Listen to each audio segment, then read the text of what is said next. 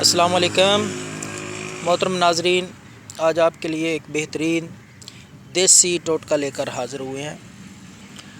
دیسی ٹوٹکا آزمودہ اور بہترین سر درد کے لیے ٹوٹکا ہے۔ اچانک اگر آپ کے سر میں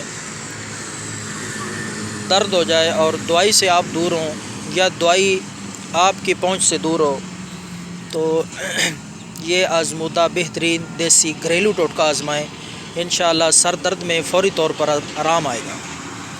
تو آپ نے ایک چھوٹا سا نیمبو لینا ہے۔ نیمبو کو درمیان سے کاٹیں، نیمبو کے 2 حصے کریں۔